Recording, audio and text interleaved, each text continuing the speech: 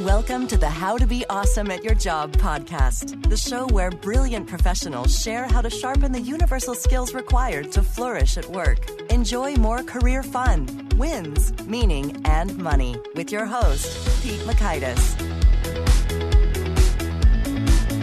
Hello, and thanks for joining us here for episode 373 with Weldon Long. Weldon has an inspirational story, some good old-fashioned transformation of his mind and his results, being very down and out to being very successful, along with some very helpful, actionable, sensible takeaways that we can all apply. So I think you'll dig it, and you'll learn, one, how Weldon went from being a dropout and convict to a star salesperson, two, a 5-step process to getting what you want from others, and three, how to achieve more consistent results from yourself using the FEAR, F-E-A-R, framework. So if you'd like to take a look at the show notes or the transcript or the links to items that we've referenced here, it's over at awesomeatyourjob.com/ep373. Now here's Weldon's story. Weldon Long is a high school dropout who spent 13 years in prison for robbery, money laundering, and mail fraud. While in prison, Weldon started studying, and there he earned his GED and then a bachelor's in law and an MBA in management. At 39 years old, Weldon was released. While living in a homeless shelter next, Weldon then landed a commission-only sales position and quickly became the company's top sales leader.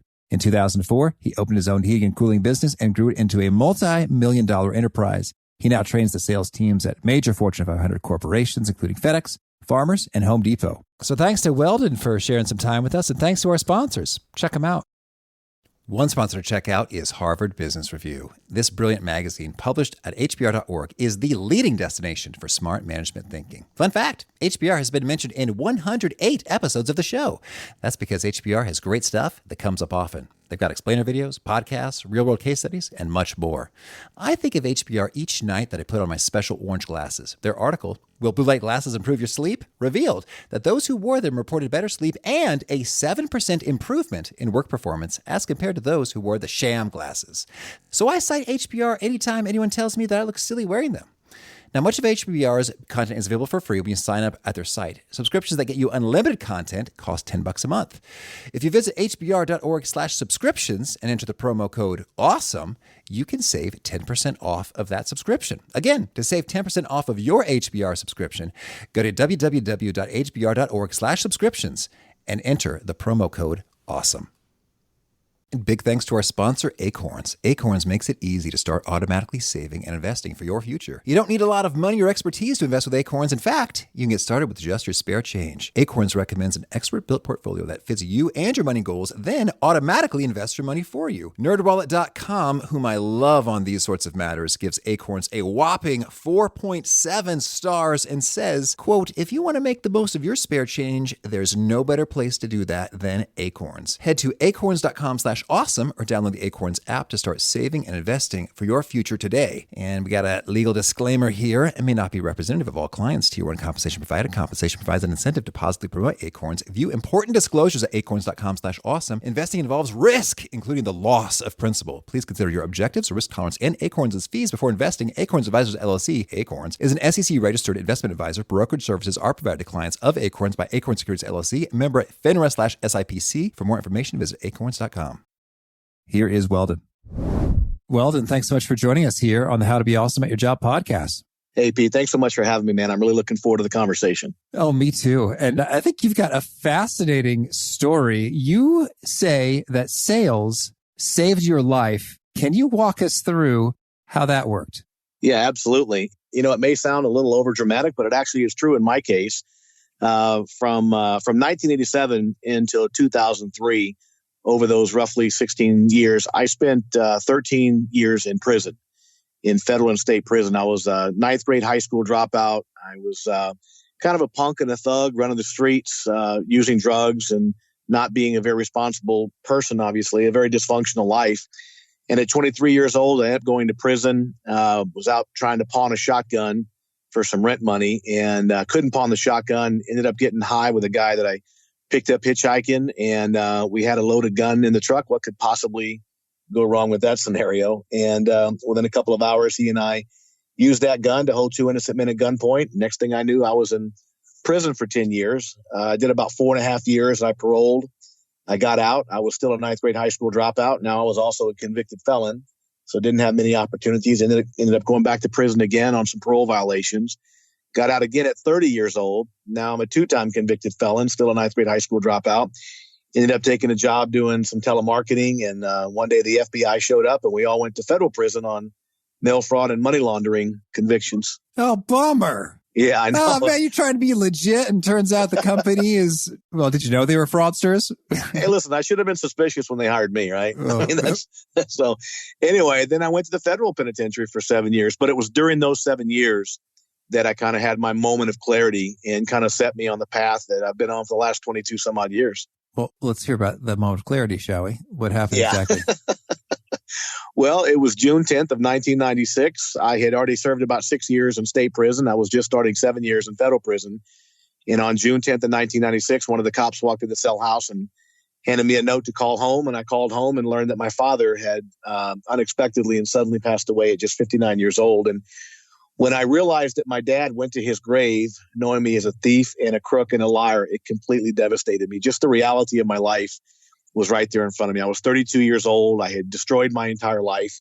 And I started thinking about a conversation that my dad and I had a couple of weeks before he passed away. We were on the phone and I was kind of complaining about my life. And my dad said to me, he said, son, your life could be worse. And I said, Dad, how in the world could my life be worse? I'm a 9th grade high school dropout. I've never had a job, never had a home as an adult, 3-time convicted felon, not getting out this time till I'm 40 years old. I had a 3-year-old son that I had fathered while I was out on parole. I had abandoned him. And I said, Dad, how could my life be any worse? And he said, son, you're still breathing. And as long as you're breathing, you've got a shot to change your life. And with that, we exchanged our I love yous, hung up the phone. I never spoke to my father again. That was the last thing he ever said to me. 2 weeks later, he was gone. And after he passed away, I made the decision I was going to change the course of my life and become a man that my father could have been proud of and the father that my little son deserved. And that's exactly what I did. That's awesome. Well, congratulations and kudos and thank you for contributing to humanity in this way and taking charge and overcoming those challenges to do an about face. That must be super challenging. It wasn't easy, but it's interesting that you said, kudos on the contribution. And I think that's what it really comes down to. We all have to work for our success, but the older I've gotten, I realize how important contribution is to the overall success in our lives. My first book is a little book called The Upside of Fear. And I was very pleased to receive endorsements both from Dr. Stephen Covey, who wrote The 7 Habits of Highly Effective People, and also Tony Robbins, who's probably the greatest personal development person in the last 40 years. And when Tony Robbins endorsed that book, his endorsement read, "Congratulations on your turnaround from prison to contribution." And it's funny that you just used the exact same word because I think that's a huge part of it. Well, so then let's hear it. You're in prison. Yeah. You made a decision. And then what happened and how did the sales into the picture? Yeah, well, the initial kind of step was that, where do you turn this Titanic of a life around? I'm 32 years old. I'm a 9th grade high school dropout, a 3-time convicted felon, wouldn't get out of prison for another 7 years. And where do you start? I came up with the master plan to find out what really successful people do and start doing that, whatever it was. Not reinvent the wheel, not second guess it, just do it. So I started reading. The first book, ironically, I picked up was The 7 Habits of Highly Effective People, but that led to many, many other books. And as I began to read these books, I remember reading a quote from Friedrich Nietzsche. Nietzsche said, "We attract that which we fear." And I thought, well, that's just kind of crazy. Why would I attract things in my life I don't want? So I kind of dismissed it.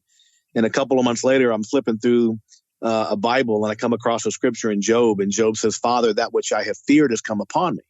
And I thought that was really interesting because, Nietzsche was an atheist. Job believed clearly in God, separated by philosophy and thousands of years, but they were saying the exact same thing.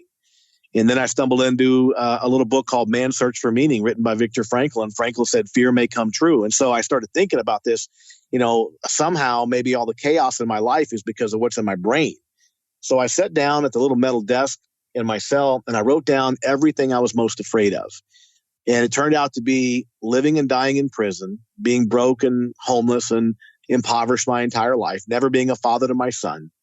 And that's what I had attracted into my life. My life was a perfect reflection of the things I feared the most. So I'm like, wow, these guys are right. There's something to this. So I decided, initially I got to change what's in my brain. So I sat down at that same metal desk and I wrote out for me, Pete, what a perfect life would look like. I'm an awesome father to my son, I'm wealthy beyond my wildest dreams. I'm a successful writer and entrepreneur and blah, blah, blah, all this amazing stuff. I took that sheet of paper, I put toothpaste on the back of it, and I stuck it to the wall of my cell. And there it sat for the next 7 years. And every morning when I got up, I would read that list. I would meditate on it. I would visualize having that life, being that person. Now, I didn't know the neuroscience behind all this at the time. I was just a guy desperate, to do something. And I had read in Napoleon Hill's book, Think and Grow Rich. He said, write these things down and imagine yourself already in possession of them. And that was just like so beautiful and romantic. Imagine yourself already in possession of them. Stephen Covey said, you can live out of your imagination rather than your past. So that's what I started doing. I would visualize that life. I did it for 7 years. And there's a lot of neurology behind it, but eventually it changed my thought process. It changed my habitual thoughts. 7 years later, I walked out of the penitentiary. Within 5 years, I had built a Inc. 5000 company. I sold that and started writing books and speaking and training and developing others in the field of business and sales. And that's kind of how the sales thing kind of came to be. I got out of prison at 40 years old to a homeless shelter, couldn't find a job. I was very motivated because I had that right mindset after 7 years of telling myself I was going to be successful, but I still was a 3-time convicted felon, 40 years old with no work experience. But I got a little job as a salesman and I was really good at it. A year later, I opened my own company. I grew that because I built a strong sales organization. I had learned so much about sales, primarily through books, Tom Hopkins and Brian Tracy and many of whom have become great friends over the years. But at that time, I was just a guy in a cell reading their books. And so the reason I say that sales changed my life is because it was the sales profession that took a guy like me, a 9th grade high school dropout, a 3-time convicted felon. It picked me up, it dusted me off, and it gave me a real shot at prosperity and wealth and having a productive life. And so I'm extremely grateful for the sales profession because as an independent sales professional, if you're good, you'll find a chance to make a living, right? You can build your own business, work for somebody else, whatever. But if you're good at it, you're going to make a living regardless of your background. Even a guy like me can have that kind of success in sales. That's so cool. And so now I understand that in your very first weeks of selling, you were doing awesomely. So what was going on there, with regard to how you were approaching it differently, or what did you do that was noteworthy, that's a word, distinct from that of other sales folks, such that you were just crushing it from the get-go? Well, I think initially, that's a great question, by the way. I don't know that anyone's ever asked me that specific question, but thank you. It's a great question. And for me, initially, it was pure desperation, right? I'm living in a homeless shelter. I get this job at a small heating and air conditioning company. I'd been knocking on doors for 6 months. I must have had 1,000 people tell me no thanks once they found out about my record. But this one guy decided to give me a chance. I went out my first month. I sold $149,000 of air conditioners sitting at the kitchen table across from mom and pop homeowner. And I made over $13,000 in sales commissions. But what was driving my success at that point was just pure desperation and need. I had a 10-year-old son that was out there somewhere. He was 3 years old when I went to prison the last time. He was 10 when I got out. And I was driven by the singular focus to get a job, get a place to live, get my son, right? So I was driven by that. So I was good at it primarily because I learned very quickly that good, honest, hardworking people will look you dead in the eye and say, I'm going to call you next Tuesday. And then they won't call you next Tuesday. Mm-hmm. So I learned very quickly that your best chance of getting the sale is to have your prospect make a decision about you and your company and your products and your services with you sitting right in front of them, right? Because people don't really want to say no to your face. People like to say no in business and in sales. They like to say no by ignoring an email or not returning your phone call. And by the way, this is true. You and I were talking before the podcast that in business, we're always selling something. Maybe we're selling an idea. We're selling our boss on promoting us or giving us a raise. And the key to those things is to get your boss, get your customer, get that person to make that decision about you with you sitting right in front of them. The probability you're going to get a yes is way higher because people just tend to say no by ignoring you. And to quote a famous line from Fatal Attraction, I will not be ignored. And that's the key, man. Making people reach a decision. You got to do your job. You got to build trust. You got to build, all the factors of sales and build relationships, investigate the problems. But at the end of the day, the real key is getting people to make a final decision about you and your company with you sitting right in front of them. Even if the answer is no, by the way. I tell people all the time, yes is best, but no is a perfectly acceptable answer in sales. Absolutely. The no's aren't going to kill you. And it frees you up. Once you have a no, he's like, okay, I don't have to think about that anymore. Exactly. I can focus my energies on more worthwhile opportunities. So amen. That's cool. Well, so now I wonder, so that's sort of one very specific differentiator is that you prefer to be in person when someone is making the decision about you. And then that kind of automatically tips it in your favor. So then I guess I'm wondering in the context of, hey, selling your boss on giving you a promotion or a raise, there's some things that need to occur with regard to approvals and consideration and on and on. So how do you play that game? Do you say, okay, I'll meet back with you on this day and you can tell me your decision then? Is that how you do it or how's it work? As part of it, I mean, the key thing is, and in sales and in business, just influence and persuasion, you're exactly right. Sometimes there can be a process involved, right? You talk to your boss, he's got to talk to his boss. But what I really mean is that before they are allowed to make a final decision, so in the situation you described, you would say, okay, I understand you got to go talk to the VP of sales, but I'll tell you what, just promise me one thing. Before you make a final decision, you'll let me have one more conversation with you. And so you're getting them to that you're going to be in front of them before they give you the final decision. The key then is it's kind of a little 5-step process. It works in sales. It works in influence. Oh, we like those. Let's do it. 1, 2, 3, 4, 5. All right. We're in. 1, 2, 3, 4, 5. The first thing is to anticipate the objection. You have to anticipate why they're going to say no, right? So let's say, for example, you go to your boss and you say, hey, I want a raise. I think I deserve a raise. And he says to you, okay, I got to talk to my boss. And he goes and talks to his boss. But you get that commitment. He's going to come back and talk to you one more time. So now you're at that final meeting and you anticipate that the objection is going to be the budget just won't permit it, right? So you go in with that in mind. And once you anticipate the objection or the obstacle, the key is then to get them to acknowledge that particular objection should not be the thing that keeps you from getting what you want. Let me give an example. It'll make more sense. So if I know the budget's going to be an issue, I'm going to go back in and talk to my boss and say, now, boss, I appreciate you taking some time to explain whatever your final decision is. However, before you go there, I just want to ask you a simple question. Would you agree or disagree that my performance has been great the last year? Well, of course I agree. Would you agree I've been on time with great sales productivity? Yes, I would agree. Would you likewise agree that those factors are every bit as important as what some arbitrary budget would be relevant to my pay raise, right? So what's he going to say? He just told you it was important and you're really good. Well, of course, there's other factors more important than just the budget, right? Mm-hmm. Then you got to make your case. That's the third step. So the first step is identify the objection, get them to acknowledge the objection should not prevent you from getting what you want. The third step is to make your case, right? That's where you sell yourself. Boss, I appreciate you saying that there's more factors more important than just the budget.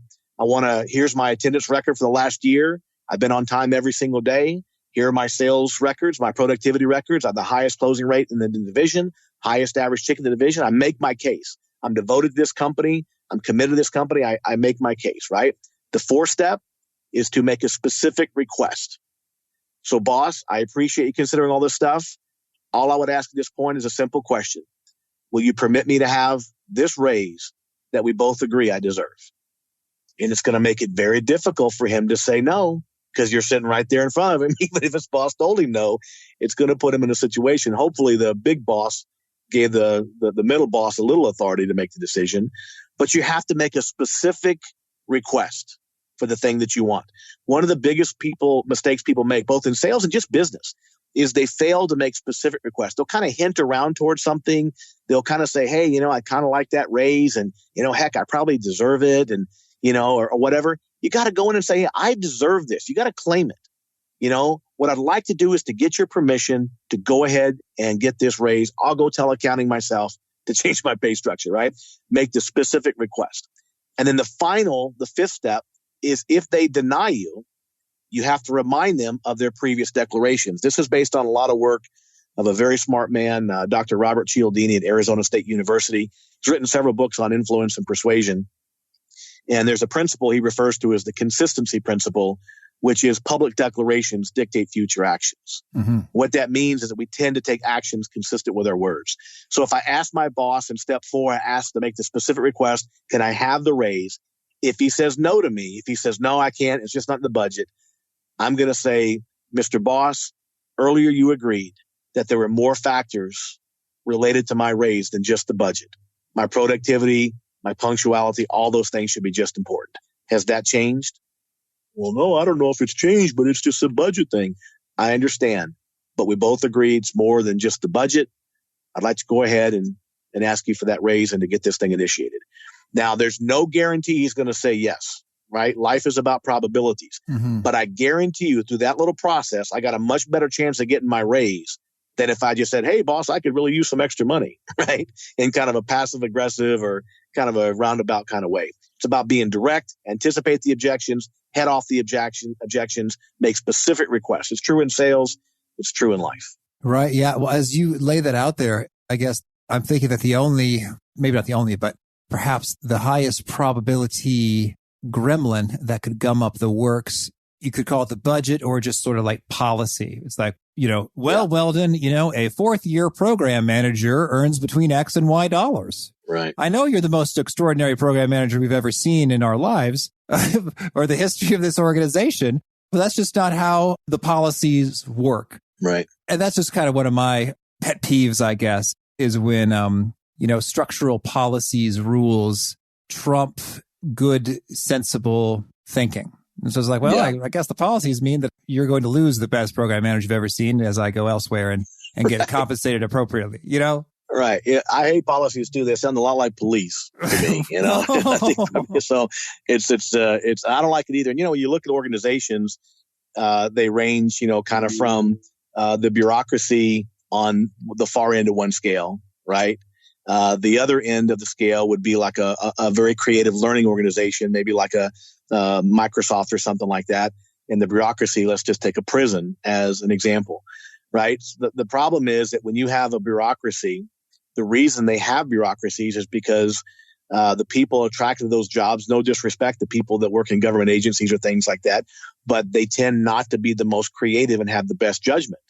And so often what happens is that policies are made to replace judgment, right? Because they've decided we can't trust the judgment of the person at the driver's license bureau.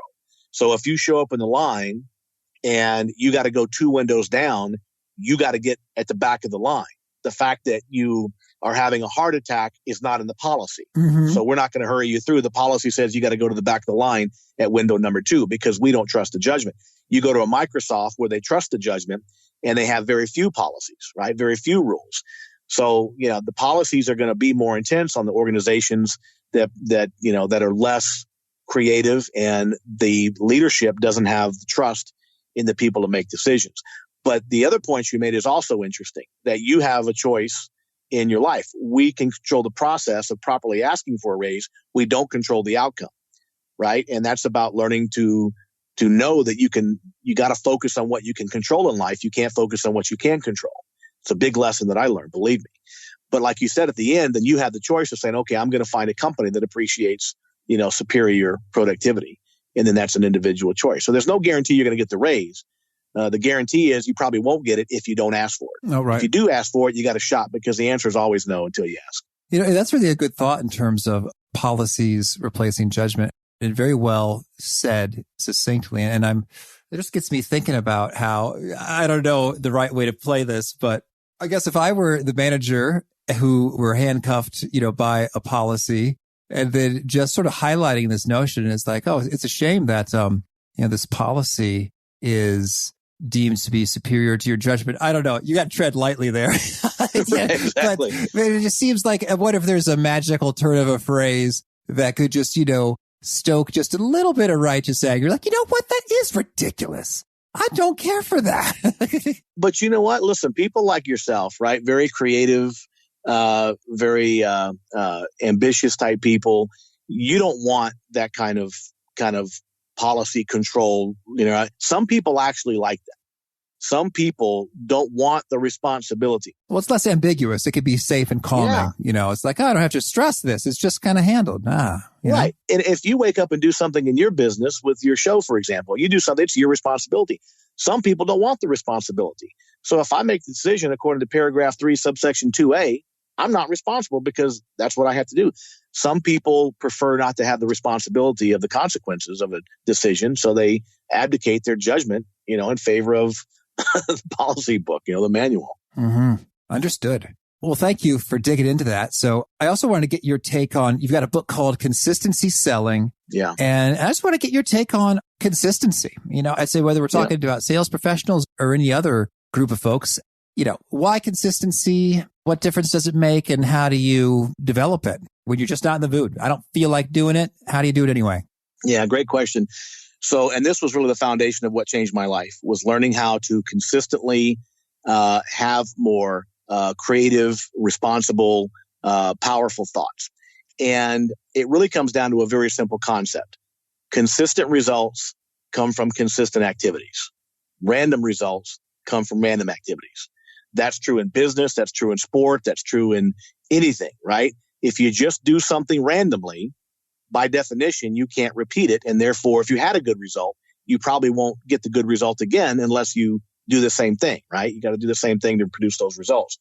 So when I think about consistency, you really go back to my second book, which was a book called The Power of Consistency. And it's about how do you create a prosperity mindset, a mindset that is geared and programmed to repeat the things that work in your life and consistently produce the good results. And what I did is I developed a program around the acronym of FEAR, F-E-A-R. F is focus, E is emotional commitment, A is action, and R is responsibility. And through those 4 steps, it gives us the opportunity to kind of examine our habitual thoughts. What are the habitual things I'm thinking all the time? I tell people, you get up in the morning and you start thinking, right? As soon as your eyes open, you start thinking about your family, thinking about your job, thinking about your friends, thinking about whatever. But how often do we think about what we're going to think about before we think about it? And that to me is getting to the essence of our decision making. Where are those habitual decisions coming from? If I go and have lunch and I didn't think specifically about what I'm eating and whether or not I'm going to, put nutrition or taste as the higher value, if I don't ever have that conscious decision, I just order something off the value meal, where did that thought come from, right? Because if I didn't think about what I think about, it came from somewhere. We have to examine where are those habitual thoughts coming that are driving our results in life. We're making 1 million decisions a day, what I call seemingly inconsequential decisions that determine our fate. For example, if I go home tonight and I have an argument with my wife, I have to make a decision about how I'm going to conduct myself. If I make the decision to yell and scream and intimidate, I'm going to define that relationship, right? If I go home and I make a better decision, I have some love and some patience and some understanding, I have a different kind of relationship. So my relationship is not some random thing that just happened. It's a product of my seemingly inconsequential decisions about how I react in that situation. I'll give you another example. I get my paycheck, right? It's Friday night. I got the choice. I can go spend it all, have a hell of a weekend, or I can save 20%. Well, I reach in my brain, I pull out a decision. If I pull out the save 20%, I pull out a piece of my financial future. If I reach in there and pull out, I blow all my money this weekend, I pull out a different financial future. So 20 years from now, my financial condition is not some random thing that lo and behold just happened to me. It's simply a reflection of millions of seemingly inconsequential choices that we have made over our life. Smoking is the perfect example. How long have we known smoking's unhealthy for us in this country? 100 years or so, maybe 80 years. Mm-hmm. A lot of people still smoke. A lot of good people. Smoking is not a moral thing, right? A lot of good people, honest, hardworking people smoke cigarettes. But why would people smoke cigarettes knowing what we know about the health impacts? And the answer is very simple. It feels good, right? It's not a moral issue, though. It just feels great. But moreover, smoking won't kill you today, right? Mm-hmm. Whatever impact smoking is going to have is 20 or 30, 40 years down the road. But imagine this scenario. Take the most avid smoker that you know. But instead of giving him one cigarette at a time, one seemingly inconsequential cigarette at a time, give him a year's worth of cigarettes at one time, right? 2,000, 3,000 cigarettes. Roll them up like a giant blunt and put some fire to it. Smoke them if you got them, pal. Would he smoke 2,000 cigarettes at one time? Of course not. And if you ask him why, he'd probably say, well, because it'd make me sick. It might kill me. Yeah, smoking 2,000 cigarettes will make you sick and it might kill you. But guess what? Smoking 2,000 cigarettes, one seemingly inconsequential cigarette at a time, will make you sick and might kill you too. It just takes long. Yeah. Right? So the key is we got to look at the tiny decisions that we're making habitually about our food choices, how we interact with the people we love, picking up a cigarette, whatever, and it impacts every area of our life. Here's the rub on the whole thing. The fear process allows us to examine those habitual decisions, find out where they came from, ask ourselves, are they consistent with what I want today? And then change them if we want to change them through a simple neurological process. So I don't know how much detail you want to go into with the fear process, but it's actually very simple. In fact, part of the struggle is it is so simple. It's so simple, people will be like, well, man, that can't work, right? Because it's so simple. In reality, it can move mountains. It's the single most important factor that turned my life around from a 9th grade high school dropout, 3-time convicted felon to a successful writer, entrepreneur, and who's, created a lot of prosperity in my life. I didn't get any smarter. I didn't get any luckier. I damn sure didn't get any better looking. I changed my thoughts. I changed my habitual thoughts. That's what Emerson meant when he said, we become what we think about all day long. Mm-hmm. Well, so this is intriguing. So you take a look and you go through these 4 steps. So then how do we get to a transformation? So I guess I'm thinking about if, let's say I'm having a thought habitually that I don't care for, what do I do with that? Perfect example. So here's what we do. The first step is focus. The step in focus is very simple. What do you really want? I encourage people to identify 2 goals in the 3 main areas of their life. Their money, which is their career, their business, their financial future. Their relationships, which is your spouse, your kids, your community, your family, friends, whatever. And then your health, your mental, spiritual, and physical health. Those are the 3 primary areas of anyone's life. Your money, your relationships, and your health. What do you want in those areas? What 1 or 2 things do you want in each of those areas? Once you identify what you want, let's say you say, for example, I want to make $200,000 a year in sales. What 2 or 3 things must I do every single sales call, every single day to get there? Not 10 things, not 100 things, because the confused mind says no. What 1, 2, or 3 things if I did every single day? So you find out what those are. In sales, it's running every call with passion and purpose, learn to diagnose problems and recommend solutions, and learn to ask for the order every single time. If you do those 3 things in sales and business, you're going to be successful. You can screw up everything else, but if you do those 3, you're going to be successful. The next step is the emotional commitment step. I got to get deeply emotionally committed to the income and the things I have to do to generate that income. So you got to write it down in present current tense and then do what I call a daily quiet time ritual. 10 to 15 minutes a day reviewing the thing you want, the things you have to do. This turned out to be that little sheet of paper I had on my wall stuck there with toothpaste. I didn't realize the impact of what I was doing, but it was changing the neurology in my brain, right? I'm not a neuroscientist, but I've had neuroscientists call me. I had a guy call me one time and said, he was a neuroscientist, a PhD, a clinical psychologist. He said, Mr. Long, this is the easiest explanation I've ever read in my life about the principles that are the underpinnings of rational emotive behavior therapy and decision making. And I'm like, there's a name for this? It's common sense. I got to get focused on what I want, visualize it. It begins to change the brain. The third step, action. We leverage a very big driver of human behavior, which is cognitive dissonance. If I tell myself I'm going to run every call with passion and purpose and ask for the order every single time, and then I go out on the sales call and I just drop off a bid, I don't do that, I'm going to feel dissonance. It's anxiety, the difference between what I said I would do and what I actually do.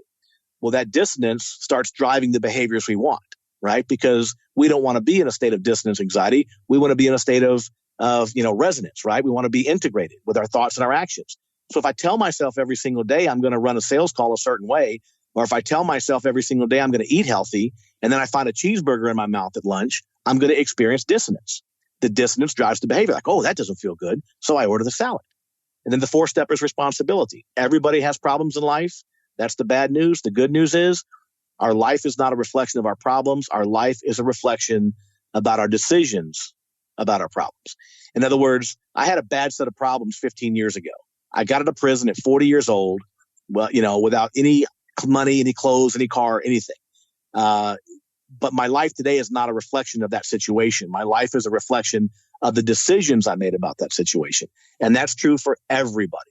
Everybody's life is a product of their decisions about their problems, not necessarily about the problems themselves. I'm not saying that we don't have problems that affect us long term, because I just met a fellow named Aaron Ralston. Well, this is a guy you should get on your podcast, by the way. Do you know who Aaron Ralston is? Does that name ring a bell? A little bit. Tell me more. He's the guy that got trapped in the Utah desert and had to cut his arm off to get out.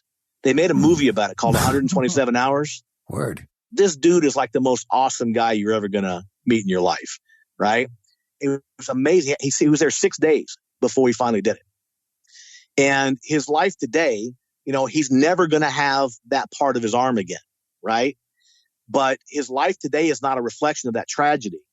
His life today is a reflection of the decisions he made about how he's going to deal with that tragedy. If you ever get a chance to read his book or watch the movie 127 Hours, the book was called Between a Rock and a Hard Place. The movie was called 127 Hours. He's one of the most powerful human beings I've ever met in my life. It's just an amazing story. But he's an excellent example. My life is too, on a different type of way, that you can overcome any adversity if you want it bad enough. Beautiful. Well, Weldon, tell me, anything else you want to mention before we shift gears and hear about some of your favorite things?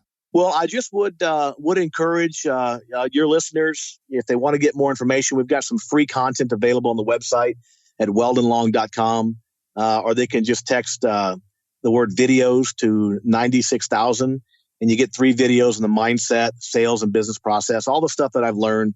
It's free content. It's very powerful information. I think it's about 50 minutes worth of video content. And just want to make sure people know how to access some of that free content. Oh, cool. Thank you. Now, could you share with us a favorite quote, something you find inspiring? My favorite quote is a quote from Henry David Thoreau. And this quote was written on the wall of my cell. It's on my desk today. It's one that I use constantly. It's very simple. If you advance confidently in the direction of your dreams and endeavor to live the life that you have imagined, you will meet with success unexpected in common hours. And what I love about that quote is that if you live the life, you imagined, that means to me that you had to imagine it first. In other words, you saw it first. Dr. Covey used to say all things are created twice, once in our mind's eye and then in our physical reality. And I just think it's a beautiful quote. The words are beautiful, but it's so poignant because you have to imagine that life first. And the last part of that, you will meet with success unexpected. That means that the results will be even better than you anticipate. And that's what happened in my life. Listen, I knew when I got to the joint the last time, I was doing some cool stuff with my life. I was getting my son. I was getting my act together. I was plowing ahead. But man, what's happened has been like 100 times bigger than what I expected. That to me is one of my favorite quotes, and it's just so beautiful. All right. And how about a favorite study or experiment or bit of research? I would say with respect to research, would have to be on the theory of consistency. Primarily is researched and discussed by Robert Cialdini. There's some powerful research that he's done. A quick example, there was a company in Arizona that was raising money for childhood disabilities research. And they would send in canvassers to knock on doors and ask people to donate money. And Cialdini got involved and he kind of redesigned their process. And what he did is, by the way, about 16% of people would contribute money to childhood disabilities research. If somebody randomly knocked on your door, 16% of people would give some money. So Cialdini got the idea of having telemarketers call into those neighborhoods the week before the canvassers. Now, the telemarketers did not ask for any money. They would simply take a survey. But one of the survey questions was, do you think it's important to do childhood disabilities research? And of course, people say yes. The next week, they would send the canvassers to ask for money. Their rate of contribution doubled to 38%, right? Because people feel an obligation to take actions consistent with their words. It's powerful, powerful research. Would recommend anybody who's interested in that. Robert Cialdini, he's written several books on persuasion and the power of influence, and is just probably one of the smartest people I've ever read or had a chance to study. Oh, yeah. His books are fantastic. Influence, Science and Practice, and Persuasion. And I look forward to the day he joins us on the show. Man, he's a smart dude. Make sure I get an email on that one because I don't want to miss it. Oh, sure thing. And how about a favorite tool, something that helps you be awesome at your job? I think the thing that helps me the most is what I call my daily quiet time ritual. It's 10 to 15 minutes reviewing my key priorities, whether it's my family goals, my financial goals, my health goals. Life can be pretty hectic. I travel 150,000 miles a year. And I literally, this week, for example, I'm in my third city this week. speaking. And, sometimes I wake up and I literally for 5 or 10 seconds got to remember what hotel, what city, what I'm doing there, And life can be very hectic for everybody, families and bills and jobs. And man, that quiet time ritual, 10 to 15 minutes a day, reviewing your key priorities in life. In other words, 10 to 15 minutes thinking about what you're going to think about before you think about it. It's the one thing that keeps me grounded. I'm pretty high strung, but that's the one thing that keeps me grounded and keeps me sane. There's nothing more important in my life than reviewing my key priorities every single morning for 10 or 15 minutes. Mm-hmm. And is there a particular nugget you share that really seems to connect and resonate with folks? I think I wish I could take credit for it. I used it earlier. It's Emerson's quote, "We become what we think about all day long." I think that's super, super important. If people understood the relationship, I wish we had time to go into the neurology behind how a thought translates chemically to emotions, which drive some reaction, which drive a result. But let it suffice to say that your thought, everything you think drives how you feel and what you do and what you get, even if what you think is wrong. Even if the things you're thinking are wrong, they can still drive very real emotions, real reactions, and real results. We call it the self-fulfilling prophecy. So my single most important piece of advice I give to anybody, whether it's speaking at FedEx to their top 200 performers or speaking at the Nebraska State Penitentiary to a group of lifers, I tell them the same thing. You become what you think about all day long. I wish that were my quote. It's Ralph Waldo Emerson, but I love to use it. Mm-hmm. And if folks want to learn more, get in touch, where would you point them? I would point them to social media. They can find me easily there at Weldon Long. Also on my website, weldonlong.com, WELDONLONG, weldonlong.com. And do you have a final challenge or call to action for folks seeking to be awesome at their jobs? Yeah, I would encourage everyone to get crystal clear on what you really want. We don't do it enough. We don't take enough time. What do I really want? What do I really want with my family? What do I really want with my job and my income, my financial?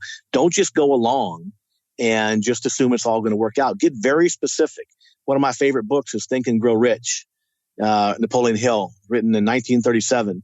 And the very first success habit that Napoleon Hill taught was that you have to have a definite purpose. That's specifics, right? That's focus. Figure out exactly what you want and then start going for it. Awesome. Well, this has been a ton of fun. I wish you lots of luck and keep doing the inspiring that you're doing. Thank you, my friend. I really appreciate it. I've enjoyed chatting with you.